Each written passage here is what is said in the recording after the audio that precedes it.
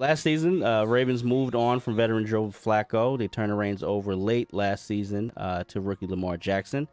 With Flacco's departure, it made sense to keep on RG3, who was the third string quarterback at the time, as the backup. He has a similar skill set.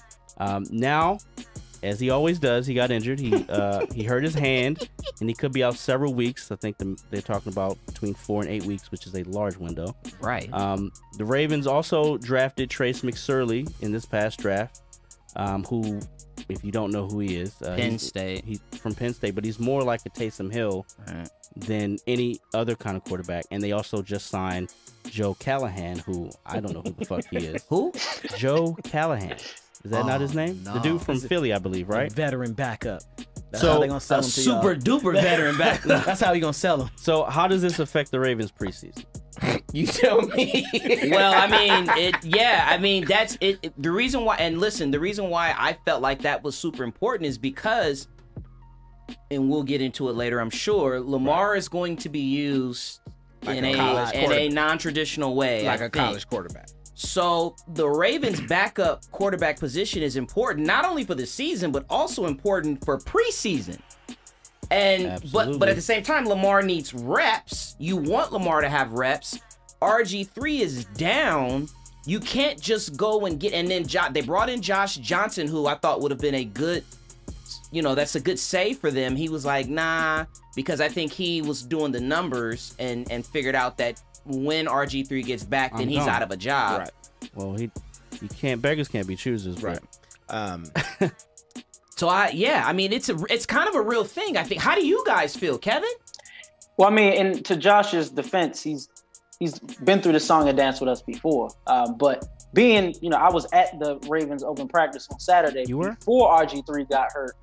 The first thing that came to my mind was our backup quarterback's going to be taking some type of snaps in the regular season just because of the way I believe our offense is going to look. With RG3 going down, I have no idea what we're going to do if, and I hate to say this, but as just analyst of the game, if and when something may happen to Lamar Jackson, what do we do? How do we keep the season afloat? Because even last year with him was, if something did happen to him, we brought RG3 in, I think it was late in the Chiefs game, and he could make plays. But with the kid we drafted and the new guy we just brought in, who none of us knew until Devin just mentioned his name, I don't really know where this puts us.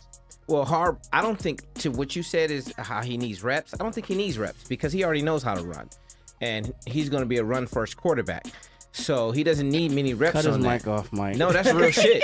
Call me a liar. You said we ain't throwing it anyway? Harbaugh got up and basically said we're going to run the ball. He's going to break his record from rushing last year. Yeah, they're going to run more than they throw. Because he's going to play all 16 games. So he doesn't need reps. No, he absolutely needs reps because he's already admitted they can't throw.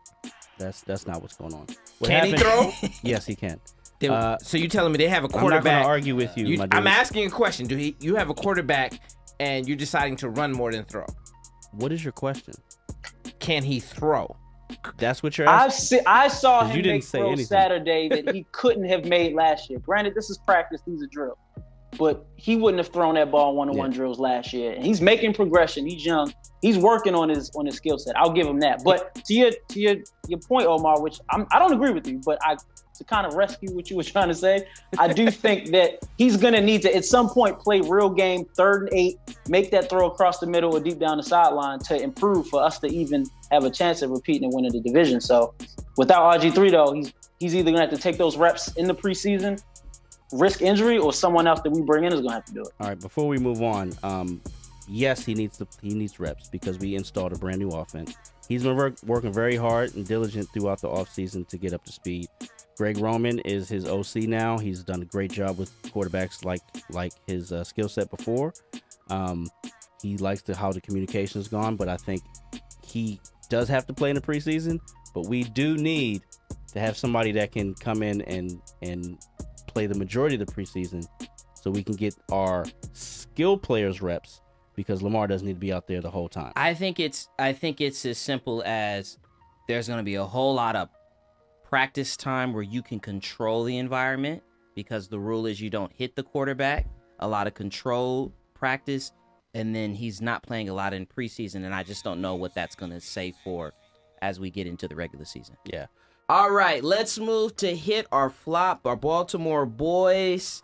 We got an extra question in there. You guys just, you jump in. I'll go back and forth. I'll start with you, Dad. Hit or flop. Your offensive line will be the key to a top 10 offensive performance this season. Based off our playoff game, absolutely hit. I think that we do have some interesting questions to fill in our offensive line. Our starting right tackle didn't pass his physical, well, not physical, the conditioning test. And then we have a left guard who tends to get hurt, and we have interchangeable pieces, people that can play multiple positions. But I just want to see some stability there, because I think that helps ultimately with the biggest problem we have, which is Lamar's ball security. So what Devin's trying to say is, if we can't run the ball effectively every game, we're gonna fucking lose. That's not what I'm saying. Kev, I'll stay with you. It's true. Yeah. That's what you should have said. It's true. Kev, I'll stay with you. Mr. Chris Board, as in chalkboard, will follow in the footsteps of one Bart Scott, one Jamil McClain, and one Zach Orr as the latest impact undrafted free agent linebacker. Hit or flop?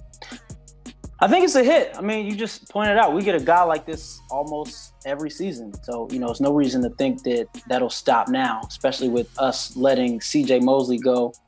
We got Kenny Young and Peanut filling in there. We're still trying to get a feel for how good Peanut is truly going to be. But I think Board will get his reps on different parts of the field. But I think that he'll also benefit, like those other names that you mentioned, of playing around other great players, to where he's not necessarily expected to do too much. But as we see on any other great defense, you're around great players, your play also increases too. It's a flop. Reason why is because Peanut is also a undrafted free agent, and he's already considered the leader of the defense. Chris Board is going to be good, though, because he's already kind of moved in front of Kenny Young, who was drafted last year. But I think, what school did he go to? He went to UCLA. Keep going. But I think I think that your coach gonna be there. I'm happy that all of them are actually fast sideline linebackers. Kevin, trivia question. Who is number 80 on the Baltimore Ravens? His name is Mr. Miles Boykin. All right, Miles Boykin. Your brother didn't believe in your side note. You looked at his notes, though. He never does. I didn't look at my notes. I realized I had my pants on. So. Miles Boykin will be the #1 pass catcher for the Ravens. Hit or flop, brothers? That's a fucking flop, and I'm going to tell you why. Because, again, I was at Ravens practice Saturday when we did 11-on-11 drills with Lamar Jackson's quarterback. Don't get me wrong. I love the kid. I want us to draft him. That ball did not go outside the hash mark. And I don't see it going outside the hash marks, at least until maybe Thanksgiving. So, no, listen, but to Miles's credit, he's that big body receiver that we haven't had since Anquan Bolden. I'm glad we have him. But if we're talking about this season, no, our tight ends are going to be the 2 best fantasy tight ends in the entire National Football League. Dev, you agree? 100%. It'll be one of the tight ends, but Miles might actually lead us in touchdown. Wait, catches. so which one of the 2 tight ends do you think? I'm not giving that information. God damn it! You tried. Omar, Mark Andrews. Okay. You can try that if you want. As a Charger fan, you saw a lot of that shit last year. Shut your mouth. All right, last question, and everybody's interested in this one. Hit or flop? Lamar Jackson will be a better fantasy quarterback than Kyler Murray. Hit or flop, Dad? Hit. 100%. Okay. Did you see Josh Rosen last year with that same offensive line? Okay. Yes. It's his Lamar's second year. We already don't believe in the head coach that they put in Arizona. I don't care how many cups of coffee he had with the guy in L.A. He has more weapons around him as well. Kevin. Lamar's going to play a full 16 games. He's running. Hold on, Kevin. And gunning. Okay. Kevin, Let me paint this picture for you before you just jump out there. Make it a simple one. Stick figures, bro. Stick figures. Kyler Murray is going to play in an offense that he is intimately familiar with going back to high school. Just saying. Well, Lamar's going to be playing it. Honestly, fantasy don't mean shit to me. As long as the boy stays healthy. I knew he was going to say that. I would say, sure, Lamar, because, again, he's got the year of experience, but he also has an offense that's curtailed strictly around him. Now, who has the better weapons? We're going to find out. You just told us. Forward shuffle passes count as forward passes, right? Oh, my God. Hey, listen, Mark Ingram going to be catching a lot of these motherfuckers. So. I will reiterate, I went to practice. Not a game. Practice. Hey, but to your point, though, Kenyon, and to counter what Devin was saying, yeah, that offensive line is bad. So Murray's going to be running for his life, which could also lead to, sporadic plays or big plays for him. It's going to be interesting for both guys, and we'll see in week 2 when they play each other. They're also going to be down a lot. Who's going to be down a lot? Who you talking about? Arizona's going to be down a lot. Hey, that defense ain't giving up no more than 20 points. We just got scored 21 somehow. Exactly. So I think Kyler Murray going to have a bigger year. Our last thing before we get out of here, for real. Hopefully this is a short conversation. Ed Reed's getting in. Ed Reed or Ronnie Lott as a safety? Ew. Who you taking? I'm taking Ronnie Lott. I'm taking Ed Reed. I just feel like Ed Reed played in a time where there was more explosive offense, and he did more to stop that. I was a fan of Ronnie Lott, but you put him in that defense, he would have been a thumper, but would he have been able to cover sideline to sideline like Ed Reed did? Yeah, and that was my thing going into it. Ronnie Lott has the more accomplished career, obviously, but it's almost like apples and oranges. Like if they were both on the same team, Ronnie Lott would be in the box. Yep. Ed Reed would be over top. And of course, I'm Raven biased, whatever, but Ed Reed may be one of the most, if not the most versatile football players that we've seen in the last 15 years. You can put him anywhere in the field on defense, on special teams, and he will make a play. And he did it against the best quarterbacks of this era, beating both Tom Brady and Peyton Manning in the playoffs. For me, it's purely emotional. It's, and I can admit that. As a kid growing up, he was Superman, you know what I mean? He chopped his finger off. He did chop his finger off. and said, put me in the game. It hit a little different. Did it. Yes, exactly. There was something about that when now I don't know what he would look like in that same defense with Boston. He's a football player. Yes, and that's my point. But for me, it was just my childhood. So it is purely emotional. Before we get into Black versus You, the thing that's interesting is that Kevin said if Ronnie Lott were playing together, he could play with Ed Reed and play in the box. And it's something to be said about what you said. Ronnie Lott started his career as a corner.